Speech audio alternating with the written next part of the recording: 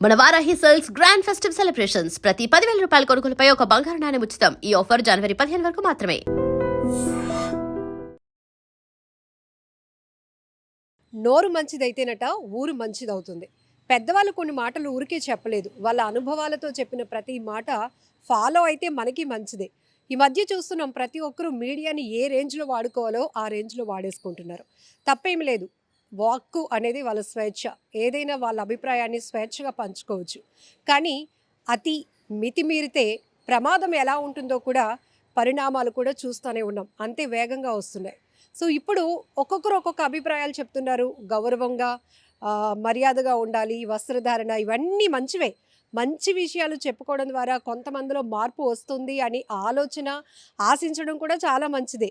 But ఇప్పుడు ఈ diversion ఒక వార్ లాగా వెళ్ళిపోతోంది. సోషల్ మీడియా వేదికగా ఇప్పుడు ఎక్కడ చూస్తున్నా కూడా యాక్టర్ శివాజీ గారు చేసినటువంటి వ్యాఖ్యలు, ఆ తర్వాత కౌంటర్‌గా మరికొంతమంది హీరోయిన్స్ చేస్తున్నటువంటి కౌంటర్‌లు కూడా చూస్తున్నాం.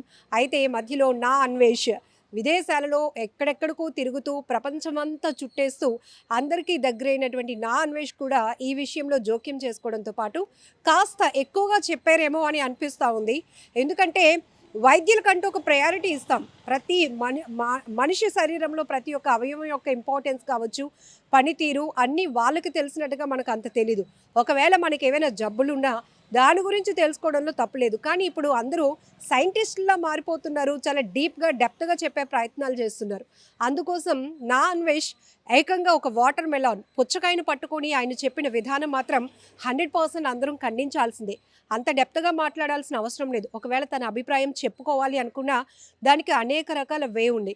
ఆల్రెడీ ఆయన ఒక పాపులర్ యూట్యూబర్ కాబట్టి, ఇన్‌ఫ్లుయెన్సర్ కాబట్టి వాళ్ళు మాట్లాడే ప్రతి మాట సొసైటీ పైన, అందరి పైన, అప్‌కమింగ్ జనరేషన్ పైన ఎలాంటి ప్రభావం చూపిస్తుందో కూడా ప్రతిదీ ఆలోచించుకొని మాట్లాడాల్సినటువంటి పరిస్థితులు కూడా ఉన్నాయి.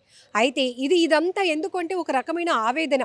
సో, ఆడవాళ్ళకి ఏముంటాయి, మగవాళ్ళకి ఏముంటాయి, వాళ్ళ ఇట్లా అన్నీ వివరిస్తూ చెప్పడం అనేది చిన్నపిల్లలు చూస్తారు అలాంటి కంటెంట్లు, పెద్దవాళ్ళు చూస్తారు. అందరూ ఒక రకంగా ఉండరు. కొంతమంది సున్నితమైన మనసుతో ఉంటారు. కొంతమంది నాలెడ్జ్‌గా తీసుకునే వాళ్ళు ఉంటారు. కాబట్టి మనం ఒక వీడియో కానీ, ఒక మాట కానీ సొసైటీలోనికి వదలాలి అంటే మిమ్మల్ని మీరు కంట్రోల్ చేసుకోవడం నేర్చుకోవాలి ఫస్ట్.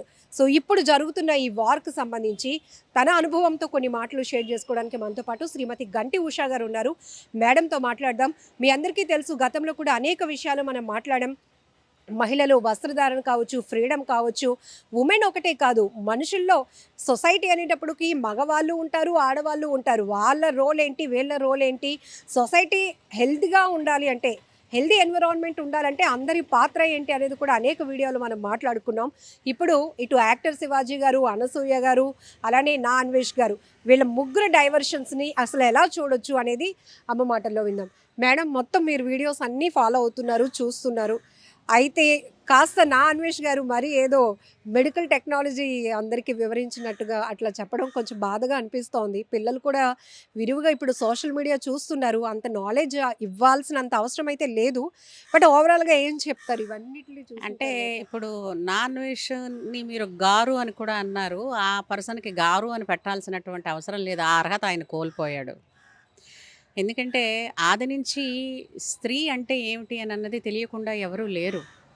అయితే ఎక్కడ మొదలైంది వివాదం అనంటే నిధి అగర్వాల్‌కి జరిగినటువంటి అవమానం. అది అవమానం అనే అనాలి. దానికి కారణం ఎవరు అంటే ఆవిడే. హ్మ్.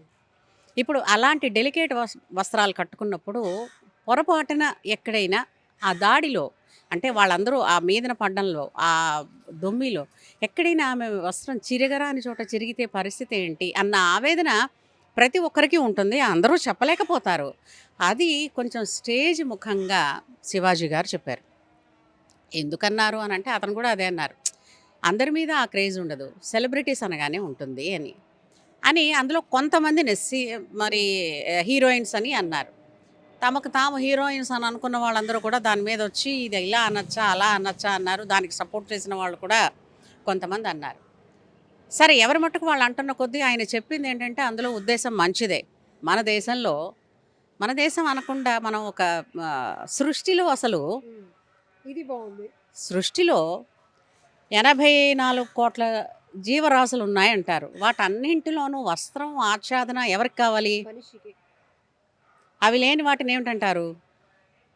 వేరేగా నేను చెప్పక్కర్లేదు. మరి ఇది మితిమీరిపోతే ఇప్పుడు విశృంఖలత్వాన్ని స్వేచ్ఛ అనుకుంటున్నారు కదా! విశృంఖలత్వంగా ఉండే వాళ్ళని ఉన్మాదులు అని అంటారు. తెలుగు అనే పదాన్ని, తెలుగు పుస్తకాన్ని, వ్యాకరణాన్ని, డిక్షనరీని ఎప్పుడైనా చదివితే తెలుస్తుంది. ఎవరైతే ఈ వస్త్రాల గురించి మాట్లాడుతున్నారో ఎంత తక్కువ వేసుకుంటే అంత స్వేచ్ఛని, స్వేచ్ఛ వస్త్రంలో లేదు. నీ భావుకతని తెలియచేయడంలో ఉన్నది. ఏం భావాన్ని? నువ్వు చెప్పే భావం ముందు నీకు ఉపయోగపడాలి, లేదా నీ సమాజానికి ఉపయోగపడాలి.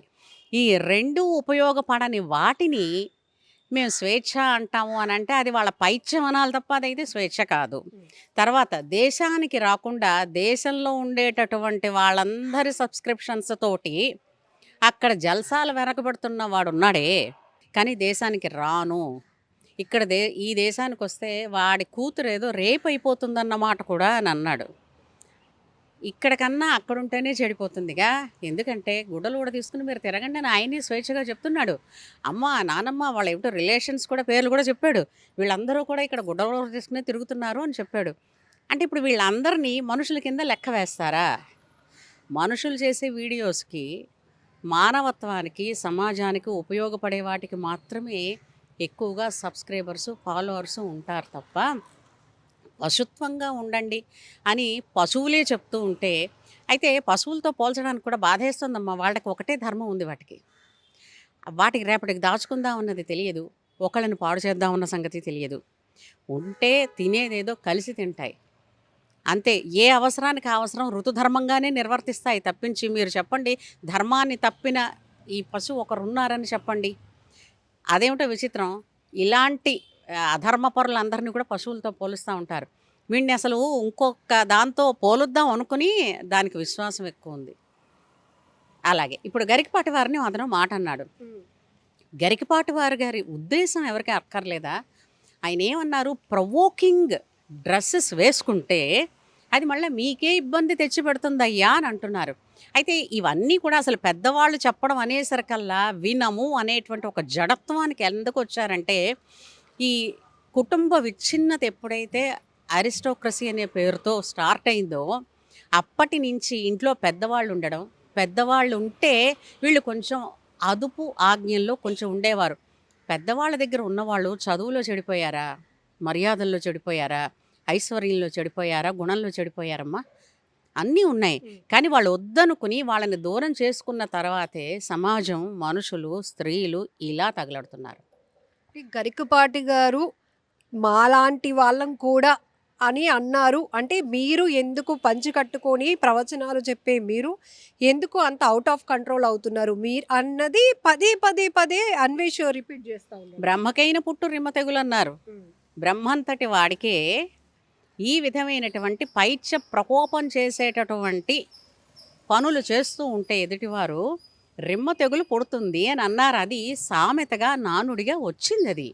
అందుకని మా వంటి వాళ్ళకి కూడా అని చెప్పడంలో ఏంటంటే, ముసలి వాళ్ళల్లో కూడా అనవసరమైనటువంటి అభిప్రాయాలు కలగజేస్తుంది కాబట్టి జాగ్రత్తగా ఉండర్రా. ఇప్పుడు ఒక అమ్మ ఈ కామం అనేటటువంటిది ఎవరి పట్ల చూపించాలి? తన అయినటువంటి ధర్మపత్ని పట్ల చూపించాలి. ఎవరు పడితే వాళ్ళతో చూపిస్తే వాళ్ళని ఏమంటారు? చిత్తకార్తె కుక్కలు అంటారు. మరి అలాంటప్పుడు వీళ్ళు ఈ డ్రెస్సులు ఈ విధంగా వేసుకోవడం వల్ల పర్పస్ ఏంటో నాకు ఒకసారి చెప్పండి. పర్పస్ ఇప్పుడు ఒక డ్రెస్ వేసుకుని మీరు వచ్చారు, ఒక కలర్ వేసుకుని వచ్చారు. ఇప్పుడు మనకి ఆచ్ఛాదన ఉండాలి అని చెప్పారు. వాటిల్లో మీకు నచ్చిన రంగు వేసుకోండి అన్న రంగు ఎవరైనా కూడా అబ్జెక్ట్ చేశారా? ఎవరూ చేయలేదు. అయితే పూర్వం ఒకప్పుడు చెప్పేవారు, నల్ల రంగు వేసుకుంటే చీకటికి, లేదంటే అశాంతికి, లేదంటే విషాదానికి చిహ్నం. కాబట్టి పూర్తిగా నలుపు వేసుకోకండి. అలాగే సుమంగళి అయితే పూర్తిగా తెలుపు వేసుకోకండి. దాని మీద ఏదైనా ఒక రంగు, పువ్వో, కాయో, పండో, లతో ఉండేటట్టు, బొమ్మ ఉండేటట్టు వేసుకోండి. ఇంతకు తప్ప ఇంకే విధమైనటువంటిదైనా పెట్టారా? నువ్వు ఏ గుడ్డైతే కట్టుకో, రబ్బర్ కట్టుకుంటావో, ఖాదీ కట్టుకుంటావో, నైలక్స్ కట్టుకుంటావో, ఒళ్ళల్లా కప్పుకో. మనలో మనకే నేను ముక్క చెప్తానమ్మా. ఇప్పుడు ఒక మంచి డ్రెస్ వేసుకున్నప్పుడు నీ మానసిక అంటే డ్రెస్ వేసుకుని బయటకు వస్తే నీ మనోధైర్యం ఎలా ఉంటుంది? చాలా మంచి కాన్ఫిడెంట్గా ఉంటుంది. పట్టు చీర కట్టుకున్నప్పుడు ఎలా ఉంటుంది? ఏదో అర్ధనగ్నంగా ఉండేటటువంటివి వేసుకుంటే మొహమాట అసలు వాళ్ళని కూడా చూడండి ఎలా నడుస్తూ వస్తున్నారు.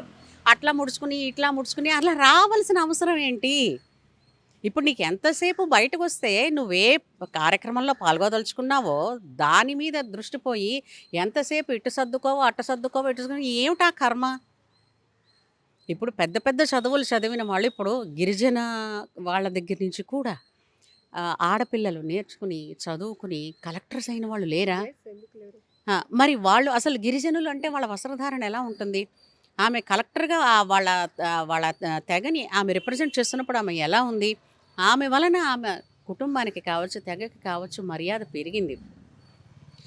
ఆడది వేసుకునే బట్టలలోనే ఆ కుటుంబం తాలూకు లేదా ఆ సమాజం తాలూకు, ఆ దేశం తాలూకు ప్రగతి, సంస్కృతి ఆధారపడి ఉంటాయి.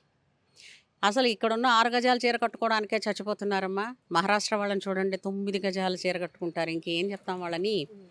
సరే బట్టలు కట్టుకున్నందుకు అంటే ఇప్పుడు బట్ట మీద చెయ్యి వేస్తే ద్రౌపదీదేవి చీర మీద చెయ్యి వేశాడు కాబట్టే మహాభారత సంగ్రామం జరిగింది. సీతాదేవిని మధ్యలోకి లాగారు, ద్రౌపదిని లాగారు. అసలు ఎందుకు వాడికి అసలు? అంటే నేనంటాను సీతాదేవి పేరెత్తవలసిన అర్హత వాడికి లేదు. ద్రౌపది పేరెత్తగలిగిన అర్హత లేదు వాడికి. అసలు ఏం జరిగిందని అసలు ఇక్కడే కాదమ్మా ఇంకొక ఆమె ఉంది. ఆవిడ కూడా నేను పేరు చెప్పను. సోషల్ యాక్టివిస్ట్ అంటారు ఆవిడని కూడా. ఉమ్. తెలిసి తెలియని రామాయణం ఎక్కడ చదివిందో నాకు తెలియదు కానీ రావణుడు ఎంటర్టైన్మెంట్ ఇచ్చాడట సీతాదేవికి. సో ఎంతసేపు ఇక్కడ కూర్చుంటా ఎంటర్టైన్మెంట్ చేస్తూ చూస్తూ ఉమ్. కాబట్టి భర్త దగ్గరికి వెళ్ళాలని వెళ్ళిపోయిందట. ఉమ్. ఆ నాలుకని ఏం చేయాలి? అసలు నాలెడ్జ్ లేకుండా ఎవ్వరికి వాళ్ళు ఇష్టం వచ్చినట్టు వాగుతున్నారు వాళ్ళు వచ్చి. ఆవిడ కూడా ఉమ్.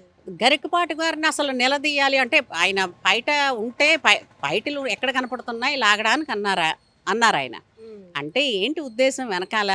ఏదో మాట అంటే మాటను పట్టుకుని వెళ్ళిపోవడం కాదు కదా. చీర కట్టుకున్న వాళ్ళు కనపడుతున్నది తక్కువ ఉద్దేశం. అన్నారు. అవును. వాళ్ళు జడ కనపడితే కవిత్వం పద్యం చెప్దాం అనుకుంటున్నాను, ఉమ్. వాళ్ళు జడ కనపడలేదు పొట్టిగా. అన్నారు. అంటే ఏమిటి దాని ఉద్దేశం? ఉమ్. అంతేగా. ఇప్పుడు ఆ లెక్కన ఇప్పుడు ఈ మాటలన్నీ సామాన్లు వీటన్నిటిని అంటున్నారే, కట్టు జారిపోతా ఉంది అని పాట రాసిన వాడిని ఏం చేశారు? ఉమ్. ఉం? ఎ- రకరకాలుగా పాటలు రాశారు. కానీ ఇప్పుడు ఎందుకు వచ్చింది అని అంటే సోషల్ మీడియా అన్నది అందరికీ అవైలబిలిటీలో వచ్చేసింది. True, ma'am. వచ్చేసరికి నా పైచని నేను చెప్పుకోవచ్చు. నా ఇంట్లోంచి నేను ఎవరిని పర్మిషన్ అడగక్కర్లేదు. ఎయిదర్ ఆఫ్ ద వే నేను పాపులర్ అయిపోతాను. ఉమ్. నేను తప్పు మాట్లాడినా ఓ మోసేస్తారు. అంటే దాన్ని విమర్శిస్తూ ఉమ్. ఓ మంచి మాట ఆడినా చేసేస్తారు. సో ఆ విధంగా to get attraction of the attention of the public అంతే తప్ప Yes. ఇందులో ఏం లేదు. కానీ మాత్రం ఆ అన్వేష్ గాడిని అయితే వదిలేది లేదు. అసలు ఇంతవరకు ఎవరైతే వాడికి సబ్స్క్రైబ్ చేశారో స్త్రీ మర్యాద లక్షల్లో గురించి unsubscribe అయిపోయారు ఆ, already. అంతేలే పెరుగుట విరుగుట కొరకే అని. ఇప్పుడు నోరా వీపుకు తేకే అని ఓ సామెత ఉంది. ఉమ్. నోరుతో మంచి మాట్లాడితే గౌరవిస్తారు, ఇలాంటి మాట్లాడితే వీపు వాయి కొడతారు అవును. కదా. ఉమ్. అలాగా ఎవరికి ఇష్టం వచ్చినట్టు వాళ్ళని ఇంకా పెద్ద ఫ్యామిలీ నుంచి కూడా ఇంకొక ఆయన వచ్చి మాట్లాడాడు. ఉమ్. ఆయన అన్న మాటల్లో అన్నాడు, ఇష్టం వచ్చినట్టు వేసుకోండమ్మా కానీ ఇష్టం వచ్చినట్టు వేసుకున్నప్పుడు రక్షణ ఎందుకు? ఉమ్. ఇప్పుడు నిండుగా కట్టుకుని ఇప్పుడు మీరు ఆఫీస్లోకి వెళ్ళారమ్మా, ఆఫీస్లో వాళ్ళు మీ మొహంలోకి చూసి మాట్లాడతారు అంతేనా? అంతే. ఆ, కానీ ఇంకో రకమైన డ్రెస్సులు వేసుకుని వెళ్ళి మాట్లాడారమ్మా, ఫస్ట్ మిమ్మల్ని కాదు మిమ్మల్ని కింద నుంచి పైకి దాకా చూస్తారు. ఉమ్. ఆ అవకాశం ఎందుకు ఇస్తారర్రా అని చెప్తే అదే పెద్ద తప్పు అయిపోయింది అనుకున్న వాళ్ళని ఏమనాలి? అసలు వీళ్ళందరికీ కూడా మనసులో ఎక్కడో ఉంది. వీళ్ళు ఎవరైతే ఈ ఇష్టం వచ్చినట్టు బట్టలు వేసుకుంటాం, బాడీ చూపిస్తాం, ఎవరికి చూపిస్తాం? ఉమ్. ఎవరికి తెలీదు. ఎవరికి తెలియదమ్మా. ఆడదన్న ప్రతిదానికి ఏముంటాయో తెలీదా? నువ్వు ప్రత్యేకించి చూపించాలా? వేమనకు కూడా వైరాగ్యం ఎప్పుడు వచ్చిందంటే ఆడదాన్ని అలా చూసిన తర్వాతే వచ్చింది. ఉమ్. వేమన కామిగాక మోక్షగామిగాడని వేమన ముందు వేసెలతో తిరిగేవారట. ఆ తర్వాత వైరాగ్యం వచ్చింది అని అన్నప్పుడు ఆ వైరాగ్యానికి ముందు ఏంటంటే ఆడదాన్ని నగ్నంగా చూడకూడదు, చూస్తే వచ్చేవన్నీ ఇవే. సో నువ్వేం చేయదలుచుకున్నావు? నీ వలన మరొక అమ్మాయి గనక ఈ విధంగానే డ్రెస్ వేసుకుంటాను అనంటే ఇలా వేసుకుని తిరిగిన సెలబ్రిటీస్కి బాడీ గార్డ్స్ ఉంటారు. మరి వీళ్ళ పరిస్థితి ఏంటి? మరి వీళ్ళని ఎవరు ప్రొటెక్ట్ చేస్తారు? ఉమ్. వీళ్ళ ఆపదలు వీరే కోరి తెచ్చుకోవటం లేదా? సో నువ్వు చేసిన ఒక పని వల్ల ఒక చోట ఇప్పుడు నీ వంటి వాళ్ళని ఏమీ చేయలేక 6 ఏళ్ల పాప మీద, 6 నెలల పాప మీద, 60 ఏళ్ల ముసలమ్మ మీద వాళ్ళు బరి తెగిస్తూ ఉంటే ఆ పైత్యానికి, ఆ వెర్రికి కారణం ఎవరు? మీలాంటి వాళ్ళే. కాబట్టి శతధ సహస్రధ సర్వదా ఎవరు ఉండాల్సిన హద్దుల్లో వాళ్ళు ఉండాలి. నోరైనా ఒళ్ళైనా, మాటైనా బట్టైనా. ఇది నా అభిప్రాయం. థ్యాంక్ యూ మా. నిజంగా ప్రస్తుతం ఉన్నటువంటి సమాజం దేనికి ప్రయారిటీ ఇస్తుంది? ఆర్థిక సంబంధాల చుట్టూ మాత్రమే తిరుగుతోంది. మళ్ళీ ఎన్నికలంగానే చాలా విరక్తి కలుగుతాను. మంచి అనిపిస్తుంది కదా, లేడీస్ కూడా ఛాలెంజింగ్ జాబ్స్ చేసినప్పుడు చాలా బాగుంటది. ట్రాఫిక్ అసిస్టెంట్స్ గా నియమించిన ట్రాన్స్జెండర్స్ అందరితో సాల్యూట్ చేయించుకుంటున్నారు. ఫుడ్ డెలివరీ ఇవ్వటానికి వెళ్ళినటువంటి డెలివరీ బాయ్ అనిల్ పై కళ్ళ ముందు